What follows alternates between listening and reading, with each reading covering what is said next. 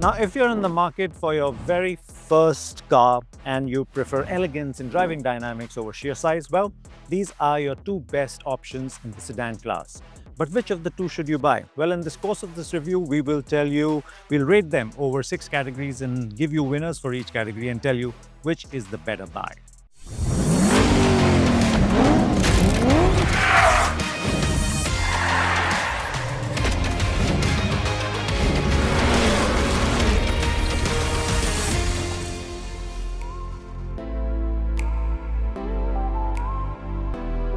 Now, when you're buying your first car, you want your friends and family to know that you've done a good job.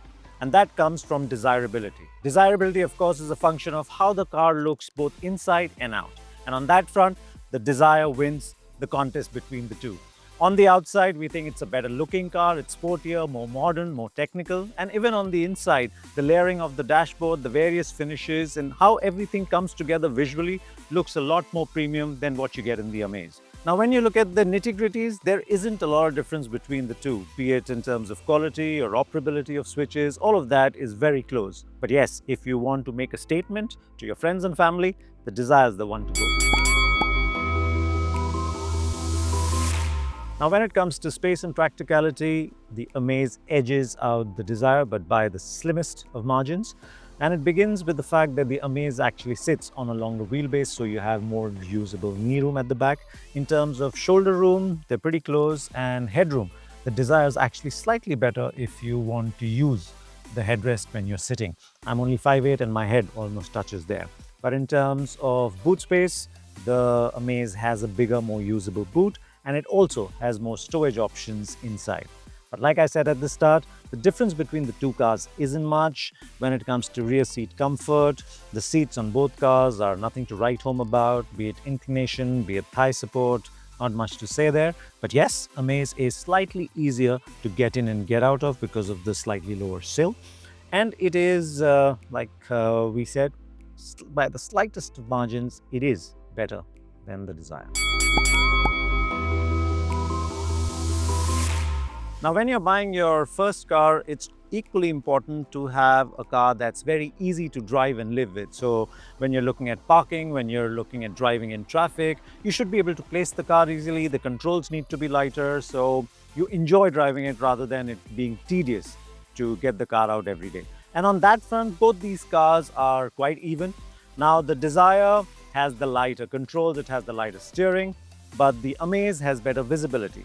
Even in terms of turning circle, they are almost identical. The Dzire is slightly tighter, but overall, if you get into either of these cars, it's very easy to get used to them. It's very easy to pilot them around. And so it's very difficult for us to pick a winner. So we'll just split the points here and give 0.5, 0.5 to both.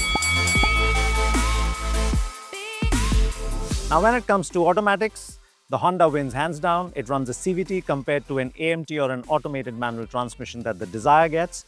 And between the two, the CVT is just a nicer, more refined, more seamless automatic, while the AMT is more like a manual, that's where the car is doing the shifts and the clutching for you instead of you doing it. And therefore, every shift is accompanied with a head nod, which doesn't happen on the CVT. So it feels more premium and the right automatic experience in our book. Plus, the Honda's got the nicer engine. The boat displays 101.2 liters, but this one's a 4-cylinder, so it's more refined. That one's a 3-cylinder. And even on the move, you can feel that refinement, hear that refinement. While that's slightly gruff, this one's just plain smooth throughout. And even in terms of performance, this makes more power, even though there's a little more torque there. But on the road, this just feels like the peppier of the two, especially when you're getting on the throttle at low throttle inputs. This just feels more alive. Now, when it comes to fuel efficiency, you cannot beat Maruti. And here too, this is the winner. It is the more fuel efficient car, be it the claimed figures in the city or out on the highway. And it begins from the fact that this is a lighter car. Plus, the gearbox on here is the AMT, which is essentially a manual, while that is a CVT. So even though there is a lot of learning involved in how to drive a CVT to get good fuel economy, it still can't match a manual, and that's where the Dzire wins. And also, there are other things that drive Honda, but for Maruti, fuel efficiency is probably one of its core values. Now let me just run you through the figures that Jay sent me. Claimed fuel economy for the Amaze is 19.46. In the city, our tested conditions, it returned 10.7. And on the highway, that figure went up to 15.6. The Dzire, on the other hand, has a claimed economy of 25.7. And in the city, it gave us 14.1. And then on the highway, that figure climbed to 19.4. So clearly, the difference between the two in terms of fuel economy is also quite a bit. So if you're looking for low running costs, well, the Dzire is the answer. Now, even when it comes to driving dynamics, we prefer the Amaze over the Dzire, and it begins with the steering. Now, this might have a slightly quicker rack, and the steering controls also are lighter on the Dzire. But when you get inside, off-center, this one feels heavy and vague, while the steering on the Amaze feels more linear, more predictable, and nicer to use. And the response from or the connect between the steering and the tires also feels much nicer on the Amaze. Then when you move to handling, and we're mainly talking about how it feels in the city, when you're changing lanes, all of that, the Amaze feels more sure-footed. The Dzire, again, lighter, but there is a level of confidence that the Amaze gives which the Dzire lacks.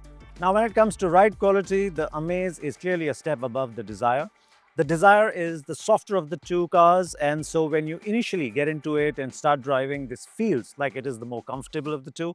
But then as the roads get bad and you add more people or load to the Dzire, the suspension just fails to keep up with what's happening. It tends to crash and it gets uncomfortable. The Amaze, on the other hand, has a slightly firmer feel to it when you start rolling, but then as the roads get bad or when you start adding load, it just feels better. It rounds the bumps better, and the overall absorption is much nicer and more stable, or let's say more planted on the Amaze than the Dzire. And finally, braking. The Amaze, the braking, it just feels like you don't have to work. The car is doing all the work for you in terms of feel, in terms of progression, in terms of power. You just have to touch on the brakes and the braking power is much stronger. On the Dzire, you have to work it, you can feel the pedal travel, and so it's comparatively more work and less confidence inspiring than the Amaze. So we have our points. The Dzire scores a 2.5 and the Amaze a 3.5. So clearly the Amaze is the better product, but you should buy the Dzire. Now here's why. As a first-time car buyer, you want to be more prudent with your money, and the Dzire is cheaper than the Amaze in terms of on-road pricing. And so you buy something that is more affordable. And it's not like the Dzire is short on features. It gets a sunroof, the Amaze does not. Yes, the Amaze gets ADAS, but then the Dzire gets a 5-star GNCAP crash test rating. So in terms of features, there is a balance there.